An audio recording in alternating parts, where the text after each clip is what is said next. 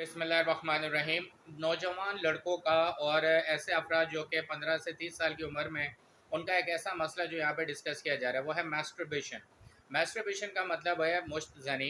ये एक medical term है, एक डिज़ीज़ है, और डिज़ीज़ के बारे में मेडिसिन का मालूम करना, उसका ट्रीटमेंट करना ना तो कोई बुरी बात है, बल्कि ये एक ऐसा मर्ज़ है जो लग जाता है बाकी अमराज की तरह।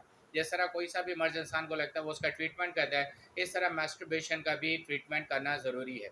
इससे बहुत सारे नुकसानात हैं। ये क्यों होता है कि जब आपका माइंड हमेशा ज़्यादातर जो है वो सेक्सुअल थॉट्स के अंदर रहता है, और सेक्स के या जिनसी ख़्यालात के जो रुझानात हैं वो ज़हन में हर वक्त मौजूद रहते हैं। ना चाहते हुए भी नौजवान इन ख़्यालात से अपने आप को नहीं निकाल पा रहा होता। It is a kind of psychological Trump. जिस तरह साइकोलॉजी में मैं आपको इसकी ऐसे मिसाल दूँ, जब फ़िक्र पीछा नहीं छोड़ती या बेसकूनी फ़िक्र नहीं छोड़ती, परेशानी पीछा नहीं छोड़ती, अगर हम किसी बड़े आदमी से ये कहें कि भाई आप फ़िक्र करना छोड़ दो, आप परेशान होना छोड़ दो, तो वो ये रिप्लाई करता है कि हाउ कुड इट पॉसिबल? ये कैसे मुमकिन है कि मैं फ़िक्र और परेशानी से निकल सकूँ? इस कंडीशन में उसको ट्रीटमेंट दी जाती है, जो भी हमारे साइकियाट्रिस्ट हैं या होम्योपैथी की जो बेस्ट मेडिसिन है, एंग्ज़ायटी की, डिप्रेशन की और फ्रस्ट्रेशन की, उन्हें ट्रीट किया जाता है। इसी तरीके से मैस्टरबेशन भी एक बीमारी है, जो कि माइंड के अंदर सेक्सुअल थॉट्स को जनरेट करती है। ये एक ऐसा नेचुरल हार्मोनल चेंज है जो अल्लाह ताला ने हर मर्द और औरत के अंदर रखा है, और ख़ास तौर पे लड़कों के अंदर ये ज़्यादा रुझान होता है, क्योंकि उनके जो हार्मोनल प्रोडक्शन सिस्टम है वो बहुत ज़्यादा रैपिड और बहुत ज़्यादा स्ट्रॉन्ग होता है। और एक वजह ये भी है कि आप जिस सोसाइटी में आजकल ग्रो कर रहे हैं, उस सोसाइटी के अंदर इस चीज़ से अवॉइड करना ज़रा मुश्किल हो गया है। तो जब ये थॉट जनरेट हो जाए तो डेफिनेटली वो बॉडी को सिग्नल देते हैं, और इस सिग्नल की वजह से जो भी पेशेंट है, वो नौजवान लड़का है या वो थोड़ा बड़ी उम्र का फ़र्द है, वो मजबूर हो जाता है मास्टरबेशन के लिए। और मैस्टरबेशन से वो क्यों करता है, ये भी एक वजह जान लें। मैस्टरबेशन वो इसलिए करता है क्योंकि ये एक फिजिकल और नेचुरल टर्म है कि इसके जो आपकी जो डिस्चार्ज है होने के बाद, जब मर्द के डिस्चार्ज हो जाता है, नौजवान के अंदर से वो डिस्चार्ज हो जाता है, जो सेमेंस हैं, उसके बाद उसको मेंटल पीस मिलता है, मेंटल रिलैक्सेशन मिलता है, उसको फ्रस्ट्रेशन से निकलने का रास्ता मिलता है, वो अपने काम को ज़्यादा कंसिस्टेंट होकर करता है। ये सारी बात मैंने अपनी एक वीडियो में समझाई है, और उसका टॉपिक ये है कि शादी करना क्यों ज़रूरी है। उसके अंदर ये सारी सेमिनल चेंजेस, डिस्चार्जेस और इसकी प्रोडक्शन के बारे में मैंने बहुत डिटेल से बात की है कि किस तरीके से ये एक आदमी को मेंटल पीस में लेके जाती है। उसका मैंने लिंक जो है डिस्क्रिप्शन में दे दिया है, वो आप ज़रूर देखें, और इस वीडियो में भी उसके बारे में बता रहा हूँ। तो जब तक इंसान, वो ऐसा नौजवान मैस्टरबेशन करता है, मुझसे नहीं करता है, तो उसको मेंटल पीस मिलता है। जब तक वो ये नहीं करता, तो वो मेंटल फ्रस्ट्रेशन में रहता है, एंग्जाइटी में रहता है और एग्रेशन में रहता है। ऐसा पेशेंट आपने देखा होगा, ऐसा नौजवान गुस्से में बहुत ज़्यादा होता है, और फिर वो गुस्सा उस पे इम्पैक्ट डालना शुरू हो जाता है। ये फ्रस्ट्रेशन और एंग्जाइटी उसकी भूख उड़ा देती है, जिससे आपने देखा होगा कि उसमें कमज़ोरी पैदा होती है। जब वो फिज़िकल कमज़ोर होता है, तो वो मेंटल तौर पे बहुत ज़्यादा फ्रस्ट्रेटेड हो जाता है, क्योंकि फिज़िकल सिग्नल जब माइंड को जाते हैं नेगेटिविटी के, तो माइंड बहुत ज़्यादा डिप्रेस हो जाता है, और ऐसा बच्चा डिप्रेशन का शिकार हो जाता है। तो वो मैस्टरबेशन से निकालना, उसको ट्रीट करना, उसको इलाज करना बहुत ज़रूरी है, ताकि माइंड पीस में आए, और ये जो सेक्सुअल थॉट्स हैं, जो सेक्स की थॉट जहन में आ रही हैं, ख्यालात आ रहे हैं, वो कंट्रोल हो सके मेडिसिन के ज़रिए। तो यहाँ पे मैं आपको दो बेस्ट होम्योपैथिक मेडिसिन बताऊंगा, जो तकरीबन 90% नौजवानों पे इस्तेमाल की गई हैं। मैंने भी इस्तेमाल किया, मुझसे पहले सीनियर डॉक्टर्स ने भी, और उन्होंने अपनी बुक में इसकी रिसर्च और इसके एक्सपीरियंसेस के बारे में लिखा है। इवन कि हमारे डॉक्टर विलियम बोरिक, और इसी तरह डॉक्टर जेटी कैंट, और इसी तरह हमारे पास दीगर डॉक्टर्स, इंडिया के कुछ डॉक्टर्स हैं, उन्होंने इसकी रिसर्च के बारे में लिखा है।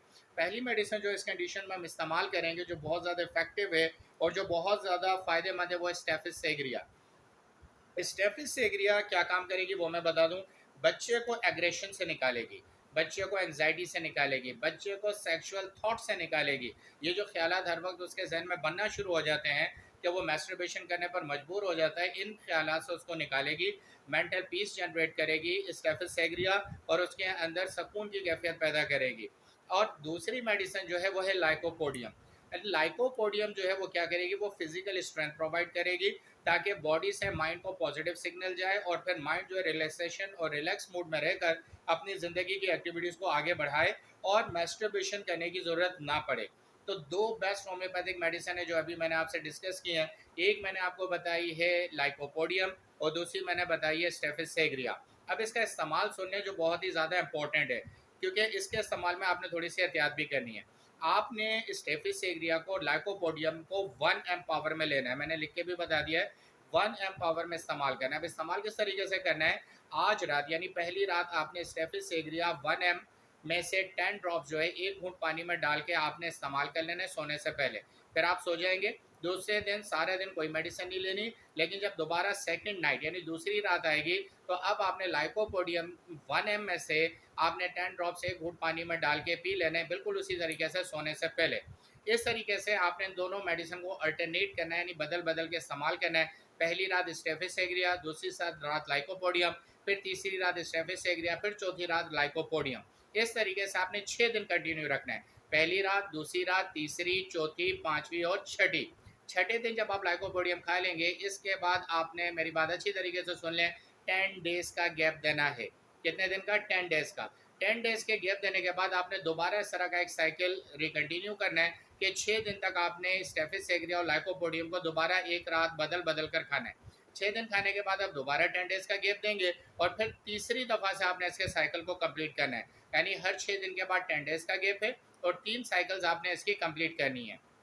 इंशाल्लाह नौजवानों में, नौजवान लड़कों में, बड़ी उम्र के अफराद में जो मैस्टरबेशन की आदत है, जो सेक्सुअल थॉट्स हर वक्त उन्हें तंग करते रहते हैं, उनकी बॉडी को पीस नहीं मिलता, वो इसी वजह से फ्रस्ट्रेशन, एग्रेशन, डिप्रेशन, एंग्जाइटी, ये जितनी भी टर्म्स हैं इनसे वो निकलेंगे और इन तमाम चीज़ों को, उनके माइंड को जो है वो पीस मिलेगा। मैंने डिटेल से मेडिकल टर्म्स भी बता दी कि किस तरीके से माइंड को पीस मिलेगा।